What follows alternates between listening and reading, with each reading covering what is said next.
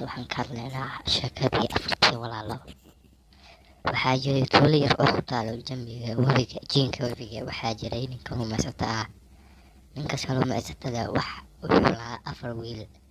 Ninkaas wax kale uu sameeyo ma uusan jirin oo aanan ka ahayn inuu soo jilaabto kalluunka. Suuqa ayuu kusoo iibin jiray kalluunka uu soo jilaabto, taasi oo uu ku maareyn jiray nolosha qoyskiisa.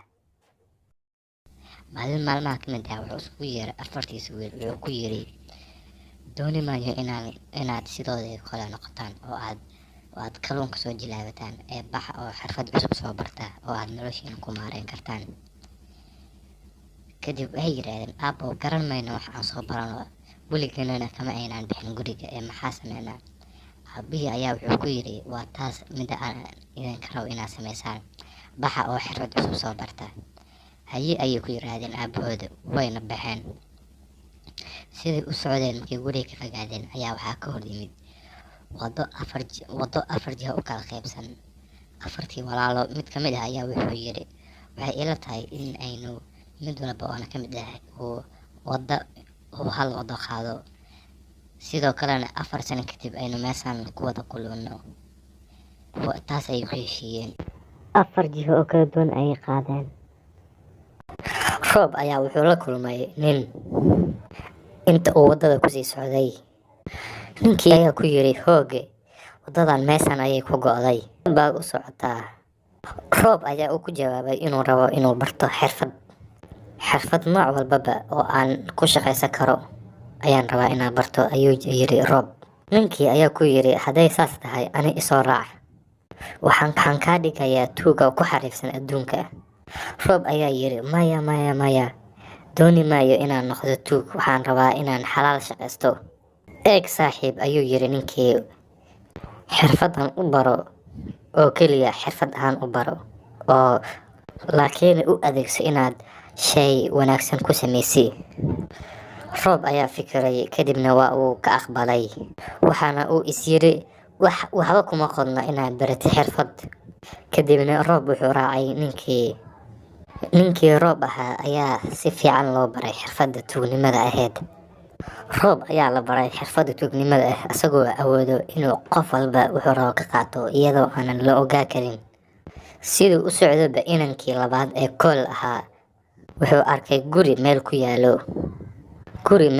hawd ku yaalo oo aanan cid kale u dhoweyn. Ayuu arkay ninkii Kool ahaa, wuxuuna arkay nin oo istaagan meesha u dhow webiga. Ninkaasi wuxuu gacanta ku hayaa mashiin oo ka samaysan quraarad. Koolna ma uusan awoodi karayn inuu ogaado waxaas mashiinka wuxuu yahay.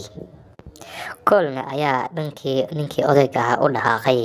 Ninkii odayga ahaa ayaa wuxuu ku yiri, mashiinkan adigoo adeegsanaysa oo quraaradaha ka samaysan waxaad awoodaa inaad si sahlan ku aragto ashyaada aragti meel haba fogaada hadduu rabay, waxaana lagu magacaabaa soo dhaweyso.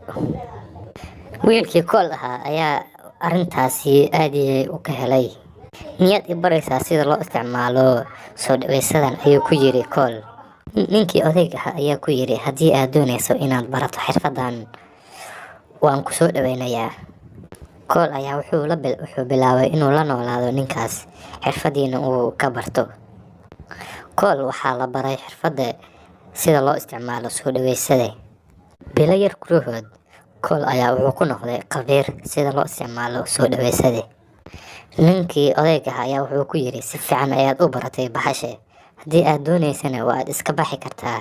Dad ayaa ka joogaa, ayuu ku jawaabay ninkii Kool ahaa.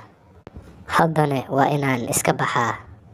Haye iska bax, soo dhaweysadan hore usii qaado, ayuu ku yiri ninkii odayga ahaa.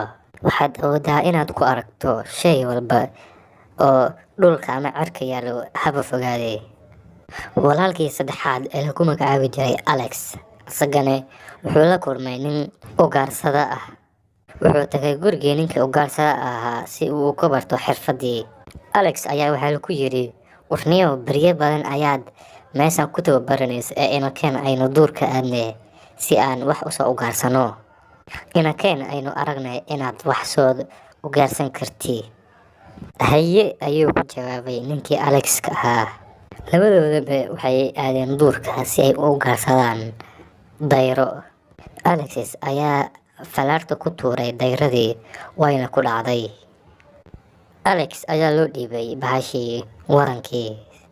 Alex ayaa falaartii qaatay wuxuuna ku tuuray shimbir hawada hayhaabayso, laakiin nasiib xumo falaartii kuma aysan dhicin shimbirtii.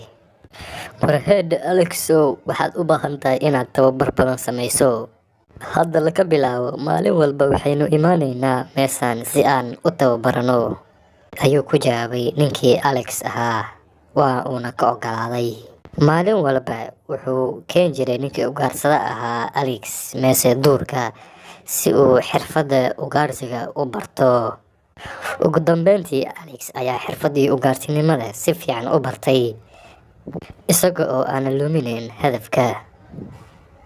Alex muddo yar kadib wuxuu noqday khabiir dhankaas iyo ugaarsiga. Libaax baad tahay Alex, ma haddana waxaad noqotay khabiir dhankaas iyo ugaarsiga. Saasi waxaa yidhi ninkii ugaarsada ahaa oo aadii uga dhacjabay xirfadda ugaarsinimada ee Alex. Haddana waxaad baratay nusqo walba oo ka tirsan xirfadda ugaarsinimada.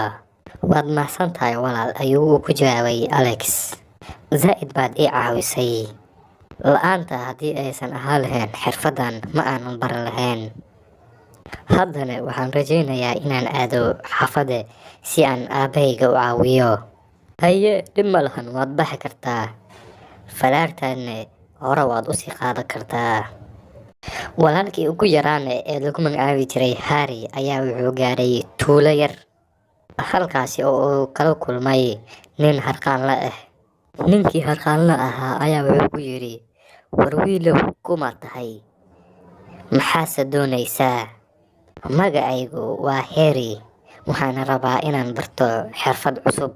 Haddii aad doonaysid inaad noqoto harqaanle, waan ku soo dhawaynayaa. Aye, diyaar waaye, waan baranayaa xirfadda harqaanlaha ah. Harry wuxuu bilaabay inuu joogo guriga harqaanle ahaa si uu ula barto xirfadda. Ninkii harqaanle ahaa ayaa u hagar baxay ninkii Harry ahaa, isagoo baray xirfadda harqaanimada iyo sida laiskugu xiro maryaha. Waxa uuna barayna nooc walbaba oo ay ka tirsan tahay xirfadda harqaanimada ah. Waqtiga markuu uu socdaba, Harry wuxuu noqday khabiir dhankaas iyo harqaanimada ah. Ninkii harqaanle ahaa ayaa si fiican uu ku farxay shaqada uu hayo inankan yar ee Harry.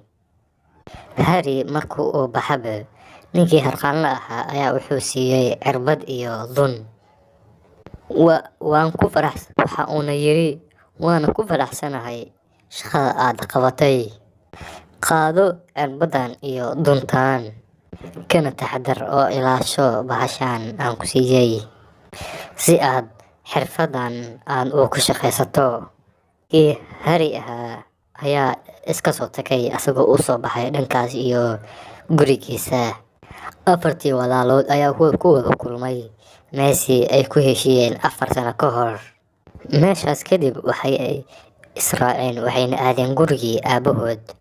Markay guriga aadeen waxay la kulmeen aabahood, waxayna u faahfaahiyeen mid walba oo ka mid ah xirfadda uu soo bartay.